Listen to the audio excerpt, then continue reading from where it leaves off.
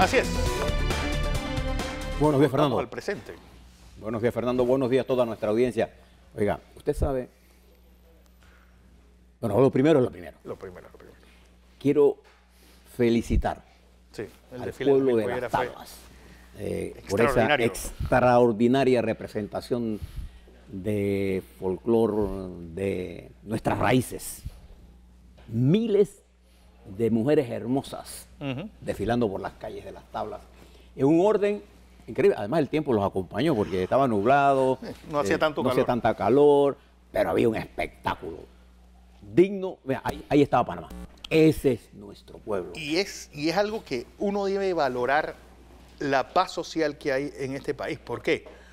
Porque en las calles de Las Tablas puede haber habido 5, 6, 10 millones de dólares entre prendas y polleras.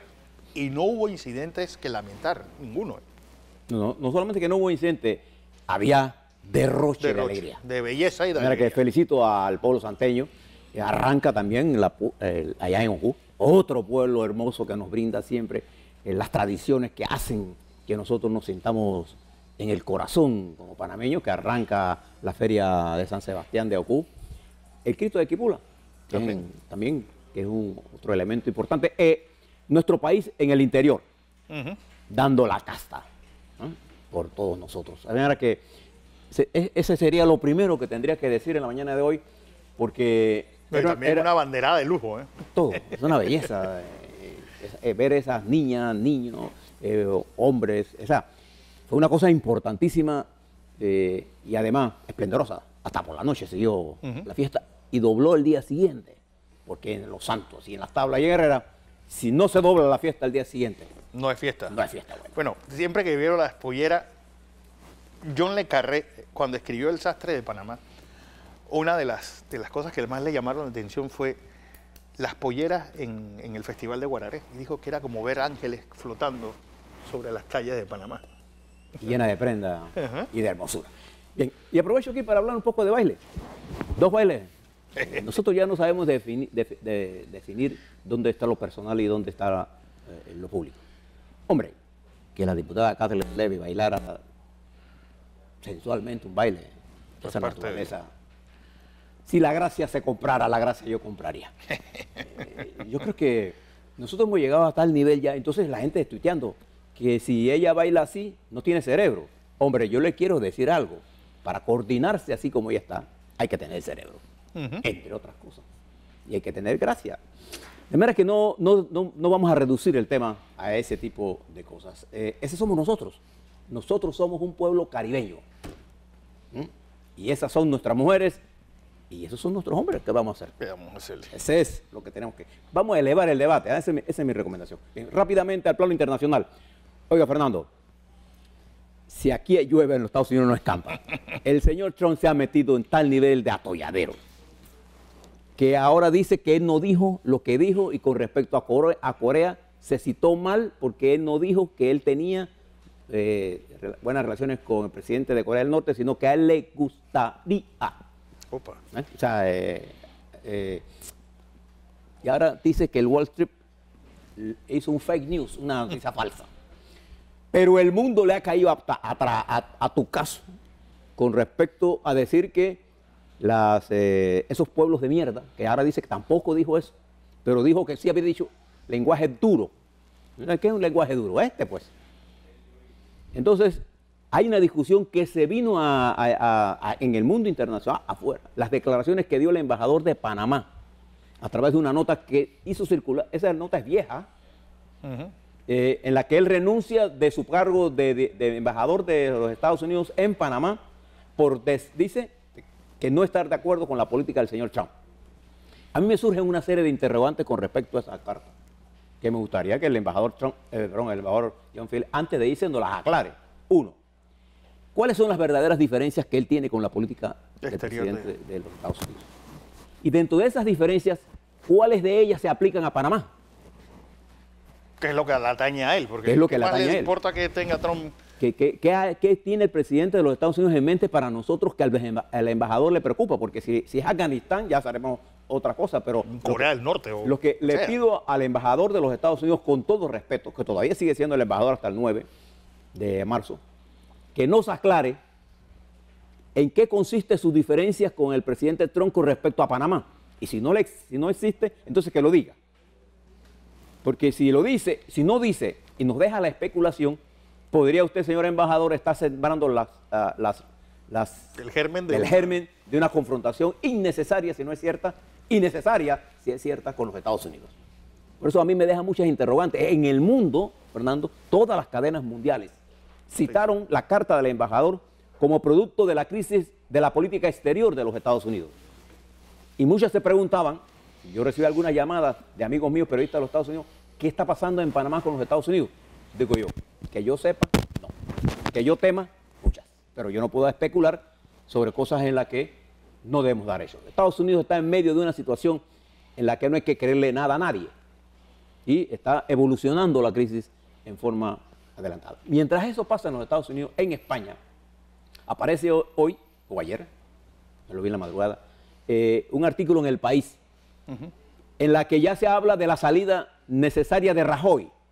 Mariano Rajoy se ha convertido en un problema para el Partido Popular y para España. Para España. Es una especie de exit goal sí. del chivo expiatorio. No hay forma de salir de eso por la terquedad del presidente Rajoy de no mirar el problema de España en su conjunto y no entender que este no es un problema personal de él y Cataluña, sino un problema político. Entonces no tiene la capacidad de buscar una solución como efectivamente, como yo le había anunciado, este fin de semana ya se hizo público el acuerdo entre la señora Merkel y el Partido Socialdemócrata para buscarle una salida a la gobernabilidad. Y el Partido Socialdemócrata está sometiendo a las bases de su conglomerado las decisiones que tomó. Pero este señor que usted ven en pantalla, Rajoy, se ha convertido en el obstáculo político para España. Es que es como Herbert Hoover, que representaba la crisis. Es decir, este hombre, además que Rajoy es un gallego casi de manual, de esa gente que tú no sabes si baja o sube la escalera, y no se sabe el tipo que hacia dónde quiere ir. Entonces, fíjese todo esto que estoy hablando, y mire lo que está pasando en nuestro continente. Este año, del 18, hay elecciones importantísimas en nuestro continente. Entre ellas las dos más importantes por lo que representa, México y Brasil. Brasil y México representan el 51% de la población de América Latina y constituyen las dos economías más poderosas de nuestra región. Ambas naciones inmersas en una profunda crisis política. Pero además de eso, aquí al lado de nosotros, Costa Rica, el 4 de febrero habrá elecciones, en unas elecciones que yo les recomiendo a todos los políticos panameños y a todos los llamados dirigentes de la sociedad civil que lo veo muy interesados en hablar de no a la reelección. Y yo me pregunto cuándo ha habido elección en las directivas de los miembros de la ONG, que son eternas. O sea, que quieren predicar cosas que no hacen. Porque nos gustaría ver elecciones abiertas para la ONG. No, elecciones en Costa Rica y en Colombia. Y tenemos en mayo, o sea, tenemos en marzo las legislativas y en mayo Colombia. O sea, nuestros dos vecinos van a elecciones cuando nosotros en mayo estaremos hablando del proceso nuestro. Es decir, ellos primero y después nosotros ahí seguiditos, en los próximos 18 meses estaremos cambiando de presidentes. Esto indica la necesidad de buscar entendimientos políticos, por eso yo les llamo a subir el tono del debate. Voy a terminar aquí porque quiero a la vuelta, hay tantos temas nacionales, entre ellos el más importante políticamente, las elecciones de cambio democrático que serán este domingo, 21 de enero, las repercusiones que eso va a tener en la vida nacional.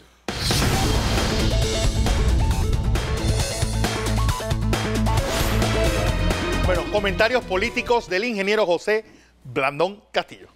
Oiga, Fernando, estimados televidentes, primero debo decirle que al amigo Olmedo Arrocha, que vi que escribió un tuit muy preocupado, que ha recibido muchas críticas, yo creo que uno de los funcionarios que mayor esfuerzo de comunicación y en una forma eficiente, con mucha claridad, ha hecho con este problema del CEPADEN, es precisamente Olmedo Arrocha. Que en todos los medios de comunicación, sin escatimar esfuerzo, ha estado explicándonos a nosotros. Yo les pido a todos los que están en este proceso, que hoy va a haber, hoy y mañana, una masiva de distribución de CEPADEN, pero métase en la página web y si ahí dice que usted no está allí, no vaya. No le haga caso a aquel que le está diciendo, sí, yo no estaba, pero fui y estaba. No, si usted no aparece, si en la página web le dice que usted no aparece, no vaya. Ni vaya. Va a haber, todo el que tenga derecho va a recibir su CEPADEN. De manera que yo le quiero decir a nuestro amigo Arrocha que, tranquilo, las críticas son importantes, pero no hay la menor duda que él ha hecho un gran esfuerzo. Fernando, en esta semana va a ocurrir la elección más importante de un partido de oposición como Cambio Democrático. El 21 de este mes, o sea, este domingo, los convencionales, son 2.340 convencionales, si la memoria no me falla, que estarán habilitados para en el Megápolis, ¿no? En el Megápolis desde las 7 de la mañana, en ese proceso de votación para escoger la nueva directiva. Probablemente a ese evento asista el 70% de los delegados, porque normalmente siempre hay dificultades para que vaya el 100%. Asumamos que vayan el 70%, estaremos hablando de aproximadamente 1.640, de manera que cualquiera con 825 votos se podría alzar con la victoria en este proceso electoral. Aquí, ¿qué es lo que está en juego? Hay dos nóminas corriendo, una que encabeza el expresidente Ricardo Martinelli y líder indiscutible de esta organización política. Claro. En eso no se llame nadie engaño. Ricardo Martinelli es el líder indiscutible de Cambio Democrático. Hay dos nóminas, una que encabeza Ricardo Martinelli y otra que encabeza Rómulo Rux. Claro, la diferencia que hay entre ambas nóminas es que la que encabeza Ricardo Martinelli tiene la desventaja de que su cabeza de nómina no está presente en el proceso electoral. Y esto es una desventaja, como dice un artículo que escribe hoy Ricardo... José Raúl Molino. No, y propio Ricardo también. El propio Ricardo. Ricardo también escribe un artículo que esto es una pelea de tigre con... Burro amarrado. Con burro amarrado, ¿no? Pero independientemente de la situación, la imagen de Ricardo Martinelli es una imagen poderosa en cambio democrático. Claro que aquí lo que se está jugando es, existen dos escenarios probables, nada más. Uno que él sea derrotado y otro que no sea derrotado. Creo que la correlación de fuerzas está favoreciendo al liderazgo de Martinelli. Lo veremos en las elecciones. Si él gana las elecciones, el problema que va a tener Ricardo Martinelli es cómo recomponer la unidad de ese partido. Los heridos y... Cómo recoger, dado que esta campaña ha sido muy dura. Si él pierde las elecciones, entonces se plantea una nueva situación política, porque la otra nómina tendrá una dificultad para recomponer también el partido de Cambio Democrático. Si no hay un entendimiento entre las fuerzas internas, Cambio Democrático marcharía hacia la división de dos bandos.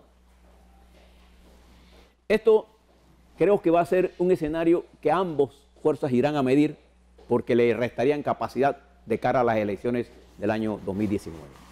Nosotros le vamos a dar una amplia cobertura a este proceso electoral.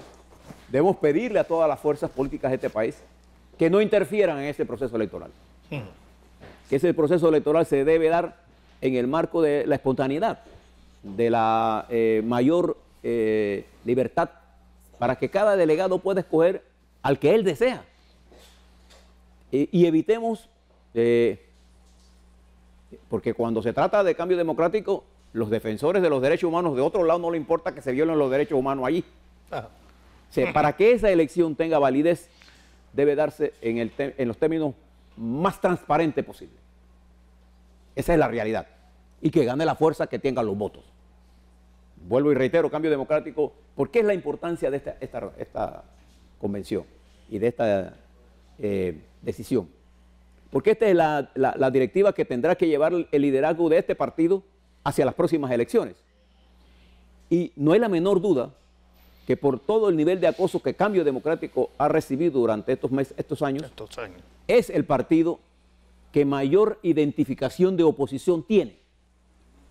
Y es una ventaja, digamos, relativa. Pero si el partido no logra mantener la unidad, entonces quiebra esa posibilidad electoral para el 2019. nosotros que aspiramos a que este país viva en democracia, lo que le deseamos a cambio democrático, primero que el ejercicio sea hecho, realizado en el mayor espíritu de competencia democrática. Dos, que no haya injerencias externas dentro de ese proceso electoral. Y tres, que quien gane las elecciones tenga la capacidad de entender que los países como nuestros, en las coyunturas en que nos encontramos nosotros y el mundo en general, necesitamos partidos fuertes. Nosotros no necesitamos partidos débiles ni partiditos, necesitamos estructuras políticas fuertes y con la capacidad de entenderse con el resto de las estructuras para las cosas, digamos, trascendentales. Y si ustedes tienen alguna duda de la importancia de estas elecciones y de la necesidad de que los partidos políticos sean fuertes, es que vamos a ser sometidos durante los próximos meses a grandes exigencias de los poderes financieros del mundo. Y la lucha interburguesa que se está dando en nuestro país está poniendo de primero la lucha entre negocios y que oscurece la lucha política. Entonces es importante que los dirigentes políticos del gobierno, de la oposición, de los que dicen ser independientes, entiendan que más importante que quien gane las elecciones en el 19 es que la nación pueda, en estos meses que vienen de turbulencia internacional y nacional, tener la capacidad de no hacerle daño a las estructuras que hemos creado los panameños todos. O sea, yo les he mandado en mis cuentas toda la información que fluye de las potencialidades de nuestro país. Pero si nosotros no tenemos la capacidad, Fernando, y estemos televidentes, de poder actuar en conjunto frente a los grandes temas nacionales, entonces no podremos enfrentarnos con éxito a lo que viene. Por eso le he pedido al embajador de los Estados Unidos que nos aclare al país a la que él ha venido a servir y que no deja una huella, él, el embajador, no deja una huella muy buena en este país, porque su desempeño en este país creó tantos traumas e intervencionismo, pero tiene el deber de decirnos a nosotros cuáles son las discrepancias de la política del señor Trump con respecto a nuestro país. Tiene que aclararnos estas cosas. Pero fíjese, y por eso la importancia de esa reunión. Nosotros le vamos a dar cobertura a todo lo que esté ocurriendo. Usted va a sentirse totalmente informado de lo que está ocurriendo a través de nuestros noticieros. Pero si usted tiene alguna duda de lo que yo le estoy hablando, mire lo que aparece hoy en La Estrella de Panamá con grandes titulares. Pleno de la Corte Suprema censura decisión de la SEP, la Autoridad de los Servicios Públicos. Yo le prometo que mañana voy a tener toda la información con respecto. Le voy a adelantar lo siguiente. El Pleno de la Corte Suprema de Justicia, en un fallo de la semana pasada, le dice a la Autoridad de los Servicios Públicos que tiene que darle el plazo que pidió la empresa del proyecto NG Power S.A. de gas natural para Colón, para que termine sus preparativos de la oferta. Como consecuencia de ese fallo de la Corte Suprema de Justicia, todo lo actuado por el director Meana no tiene ninguna validez jurídica, incluyendo aquella resolución que emitió a finales de año, en donde le quita la licencia. Y yo les voy a contar cómo fue que ese proceso se dio y qué es lo que está en el fondo de esto.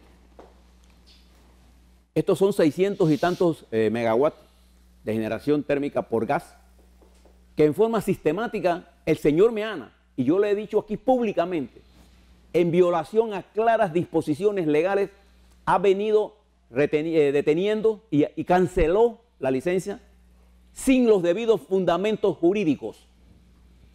Y el señor Meana debe saber que como funcionario público él solo puede hacer lo que la ley le ordena. Y si él violó la ley, él está violando la ley. Como consecuencia, el presidente Varela debiera evaluar su destitución, porque él va a ser objeto de demandas. Yo no tengo la menor duda de esto. Pero lo peligroso de el Estado y él. Él, sí, cómo no. Porque las demandas sobre un proyecto de esta naturaleza, por este fallo de la Corte, podrían llegar hasta 100 millones de dólares. Wow. Y entonces, ¿cuál es la intención de esta suspensión? Hombre, dárselo a otro grupo. Sencillo como eso. Porque el otro grupo que ganó y que está construyendo el proyecto de los 300, con esos 300 y el precio que puso, no es rentable. Y usted ha recibido información de lo que el otro grupo piensa de esto, y por eso que ellos querían subir a cerca de 1000 megawatts para poder tener ellos la capacidad de determinar el precio. Entonces, yo les traigo estas cosas porque este juego de fuerzas tiene impacto en la vida política nacional. O sea, aquí se te mueven grandes terremotos, no por algo se liquidó a Guásquez, hombre. Entonces aquí hay la liquidación de otro grupo económico por parte de otro grupo económico. Del mismo. Con el mismo interés de controlar en forma monopólica una acción. Y le advierto que el proceso de generación panameño necesita de estos proyectos, porque si no en el año 22 nosotros nos quedaremos sin luz. Pero mire el daño terrible que este señor Meana ha hecho. Es más grave que el que hizo el anterior director de TESA. ¿Se acuerda del señor Barría? Barría. ¿Por qué? Porque al impedir el desarrollo de este proyecto de la empresa NG Power S.A., el Estado ha perdido la capacidad de poder ahorrarse millones de dólares en las facturas que llegan a los usuarios que somos nosotros. Entonces este señor Meana es responsable por esa pérdida que se va a producir al usted tener que pagar más dinero por una energía más cara. El proyecto que él suspendió tenía factibilidad financiera, tenía la capacidad de poder poner, de bajar sustancialmente el costo del kilowatt hora que usted iba a recibir. Ellos saben eso. ¿Y por qué hicieron esto? Entonces, todas estas cosas yo se las voy a contar mañana un poco más en detalle para que usted vea a lo que estamos enfrentando. Y por eso yo he planteado la necesidad de que nuestro país entre a una discusión política, porque estas cosas las vamos a resolver, yo no tengo la menor duda. Porque lo que nosotros no podemos hacer es tener señores como el señor Meana que se prestan al juego de la destrucción de la economía, creyendo que van a salir ilesos de lo que han cometido. Bien, te lo dejo ahí para mañana. Yo quisiera nada más hacer un comentario final sobre un tema que está en el debate, porque les quiero dar mi opinión sobre este fallo que se dio en la Corte Suprema, perdón, en la Corte Interamericana de Costa Rica. La primera cosa que le quiero decir es que esto fue una consulta que el gobierno de Costa Rica hizo a la Corte. Y como tal, la consulta no tenía el poder de litigio. Y yo tomo esto como la opinión de alguien que no es experto en materia judicial, pero que le he dado seguimiento por los impactos que la Corte de los Derechos Humanos tienen en la vida política. Los fallos de ese tribunal son de carácter obligatorio para los países cuando el país objeto de ese fallo ha participado en un juicio allí. Por ejemplo, si él me demanda como Estado, a mí como obrero, y yo voy y los dos nos vamos a la Corte Suprema de Justicia, a la Corte Interamericana de Justicia de Derechos Humanos, y ellos fallan a favor mío, entonces es obligatorio para él reconocer ese fallo. Pero Panamá, en su sistema judicial, no ha reconocido en la Constitución el matrimonio entre homosexuales. No está reconocido en nuestra Constitución. Como consecuencia de no estar reconocido, ese fallo no se aplica a nosotros. Simple. Entonces, pero eso es una cosa. Y yo pienso que ese fallo no es obligatorio para la República de Panamá. Pero debo aclararle mi posición con respecto a lo que está pasando ahora como colateral a esto. Yo soy enemigo de pretender creer que los gustos sexuales de una persona, su conducta sexual, determina el carácter de una persona. Los panameños y panameñas tienen el derecho de tener cualquiera sean sus gustos sexuales. Eso es un derecho que tienen. Y nosotros tenemos que respetar ese derecho. No hay cosa divina que regule los derechos humanos si no son las leyes de los hombres. Y eso es un derecho universal. La Constitución sí dice que no habrá discriminación por materia de sexo, de religión, etc. Y sí somos, ahora sí, signatarios de derechos humanos que garantizan una vida sin prejuicios. Entonces, pretender creer que una persona que es lesbiana o que es homosexual es una persona inferior o de malsanos sentimientos, eso es un error. Porque hay heterosexuales que tienen mucho más malos sentimientos, ¿no? Yo tengo miles de amigos, decenas, que son homosexuales y son gente talentosa. O sea, eso no... no tiene nada que ver nada una cosa que ver con la otra. Entonces, si queremos mezclar esto con una dosis de religión, estamos cometiendo un grave error. Igual que cuando hacemos eso y vemos la educación sexual de nuestros niños, cometemos un grave error. A mí me gustaría ver toda esa gente, toda esa energía que está puesta ahora en este debate, en mirar los derechos de nuestras niñas a no ser abusados por adultos, a mirar el derecho de nuestras mujeres a no ser objeto de abusos por sus maridos, ni por sus novios, ni por nadie. A nuestras mujeres que no sean objeto de acoso. Sí. Y a nuestros hombres también. Pero hay muchas más mujeres acosadas. Sí, que la mujer no se mida como algo que está predestinado. Que no es un objeto sexual. A desvestir borrachos o a vestir santos. Exactamente. Entonces, tampoco miremos ahora las relaciones del enamoramiento del hombre, todo como cosa, porque estamos cayendo en las posiciones siempre ultristas. Eso es lo que les pido frente a estos temas. Es la mayor serenidad, ¿no? También uno tiene que tomar en cuenta, si por un lado tú estás hablando de muerte civil, de muerte no sé qué cosa, del otro lado, ¿sabes? La crispación que hay es lo que nos está llevando a esas posiciones a ultranza. La muerte civil es un término inconstitucional en este país, así como no es constitucional que nosotros aceptemos este fallo, porque la Constitución de nosotros lo prohíbe. ¿Cuáles son los países que tienen en la Constitución esto? Argentina, Brasil, Colombia y Uruguay. Chile y Ecuador tienen el matrimonio civil.